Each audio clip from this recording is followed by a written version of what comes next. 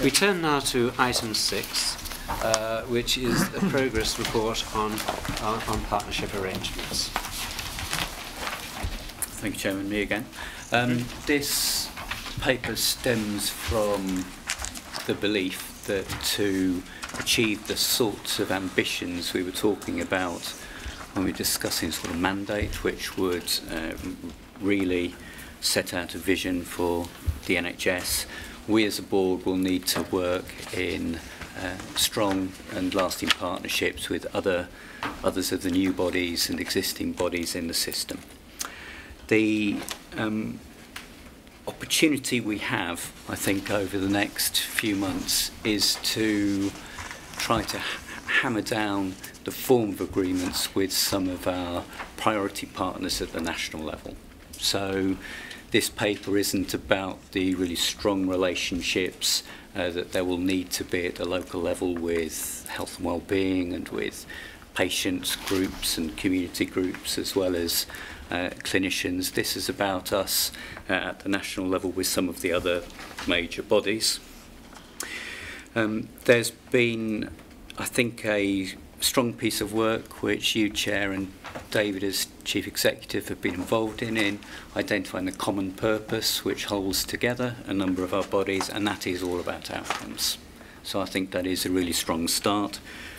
What we've been doing, and it's set out in paragraph 32, is moving from the ambition around outcomes to what does that mean in practice for the conduct of our relationships with 6 of the national bodies that the executive group identified in May as being priorities for us, and bodies who were at the time ready to engage in some meaningful conversations. The product from each of these will be an agreement we want to bring to the board for sign-off, and it will both be a set of principles for how we engage and how we work together, but perhaps even more importantly, some of the real substance. So how, working with Monitor, do we want to be establishing the tariff in a way in future which supports the sort of transformational changes that we've been talking about here? How, in an agreement with CQC, indeed our senior teams met last month, can we make sure that we've got a shared commitment to advancing quality and safety and services throughout the country? So as well as the principles, this is moving into some sort of hard-edged shared agreements for how we're going to work. So this paper is just updating you on the progress on those. Since the executives met in May, we've had a new Chief Executive appointed to Health Education England, and that's brought about quite a rapid set of engagements. And if the board is content, I think I can recommend that we're now in a position to add Health Education England to those priority groups. Very happy to take comments. The board's asked to know progress. Thank you, Bill. Comments? Moira? There's a question, Chair, really, which is in paragraph 16, that you talk about a named national director to provide leadership for each partnership. So that isn't what's listed at paragraph 10 in the bullets. It's so specific. Yeah. But is there a lesson from that in the sense that there should be leadership for each of those bullets, so that we aren't just working in partnership within the old NHS bit, but also that wider world? Yeah, I think that is that's quite right. And indeed, in our discussions with CQC, we were talking to them about Health Watch and how we develop that relationship once the appointments are confirmed there. Part of Tim's remit is developing the much broader strategy on engaging with patients and the public in a consistent way, and that's something I'm sure the board will want to think about as well. I think the other point is probably worth making is while we do need lead national directors for the various relationships, that they will be leading some matrix work. So it's not a single bilateral relationship between one part of our organisation and our partners. It's someone who will lead the discussions and bring on board all colleagues when when it's the right time to make sure that interest is there and at the table. Other comments or queries for Bill? Well, Victor? I guess it's not really querying, but I guess it's there are two bits of this. One is the need for us to have these statutory relationships in order to get things done. I have to say, which we're clearly going to do, and progress has been made. The bit that I'm really kind of interested in is the bit about, you just talked about, really, the idea of patient and public representation in groups, because that's where we should hopefully be getting the feedback and the real sense of, is this stuff hitting pay dirt, and how is it hitting, and can we look in the mirror and not see the back of our head, and that's the stuff that I'm really, how do patients see it, what do the public, and I don't know whether you've started thinking about that, Tim, or it's too early or what, but I've got lots of thoughts. But you just Right, thank you, Tim. We look forward to having them shared with us at future meetings. Ed? Fair enough. Certainly commend all the work being done on creating a common purpose focused on outcomes. I guess when you get into this, a lot of this is around behaviours, and the extent to which parts of this ecosystem have shared values around transparency, around being instinctively collaborative, and all of those things. Are we working on that type of set of values with our colleagues and with our partners? That's the first part. And the second part is a key piece of this is the whole data set. And I'd be interested in how we are moving forward on a common data set and data architecture, which Tim might want to pick up. Yeah, I mean, on the first point, absolutely. So the common purpose piece of work is, is drilling down into expectations of each other and behaviours and sharing and openness, so we get some common values to underpin that common purpose. And we've started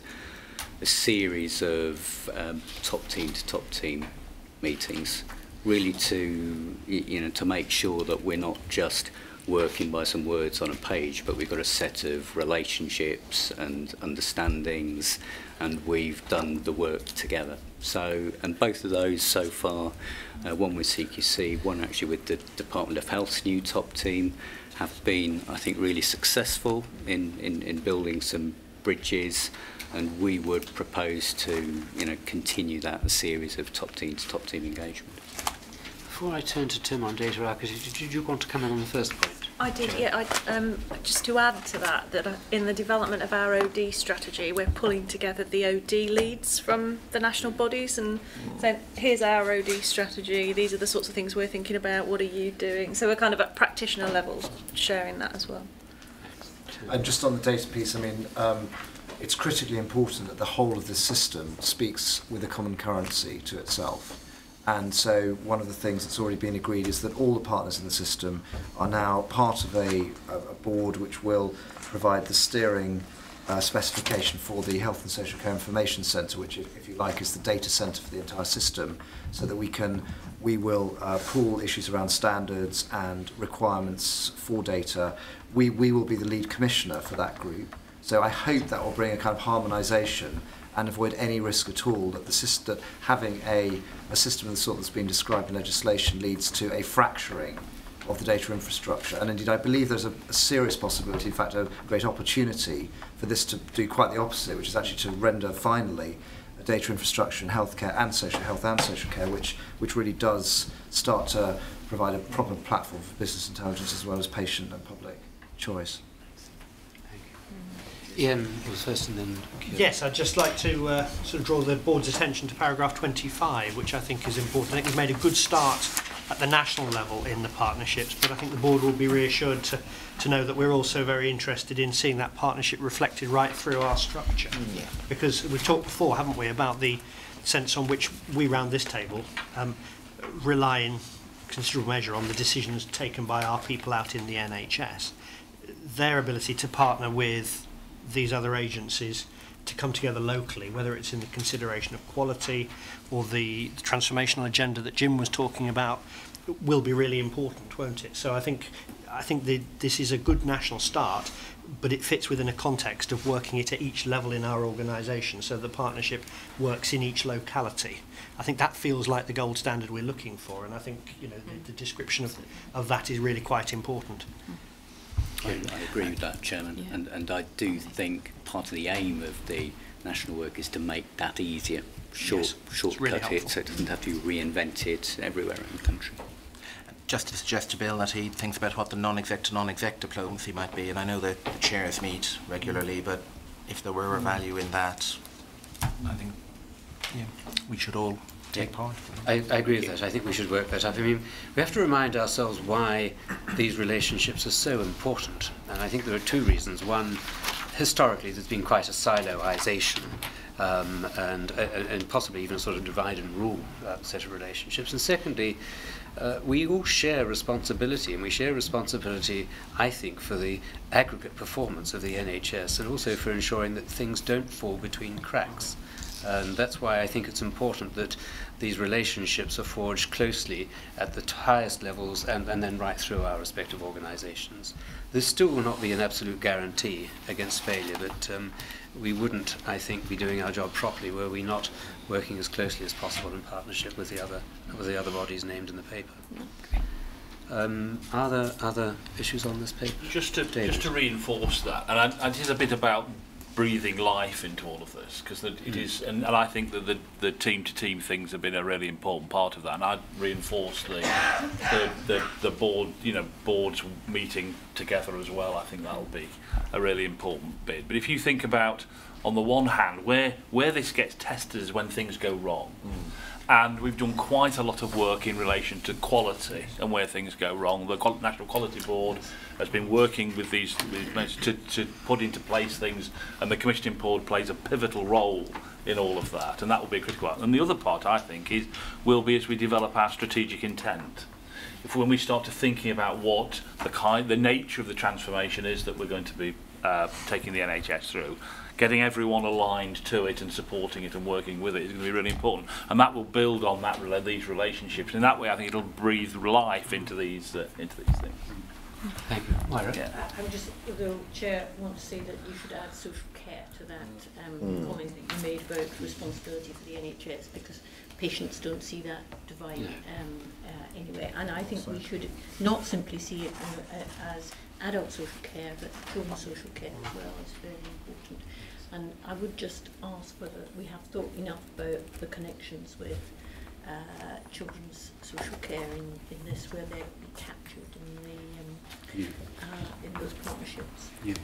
I think that's a point very well made. I think one of the most pleasing parts of this for me, I think, is the improvements we've made in the relationship and understanding with local government. And we've put the words local government here. We're talking to the LGA, but also to the Association of Directors of Adult Services and the Association of Directors of Children's Services. And I think that feels really important when we're developing visions of integrated care, when we know how important for some of the most vulnerable groups that the good and effective working of care services with the NHS is. And we're beginning, I think, to see the fruits of that. So when Barbara was talking earlier about authorisation, I think we've had a great deal of enthusiasm from local government to get involved in that process, and we're really beginning to put some traction into how health and well-being could be the place that leaders across the health and care systems come together to understand needs and understand the groups who need particular priorities that we're tackling inequalities. So I think Maura's absolutely right, and it's one of the most hopeful pieces of this, I think. Can I say, I mean, I'm reassured by that, because that potential fracture has, I know, alarmed a number of people, and our ability by working in partnership to join that up is absolutely fundamental. So I hope, Bill, you will keep us informed as the partnerships develop and alert us to any changes in progress. Thank you very much for the paper.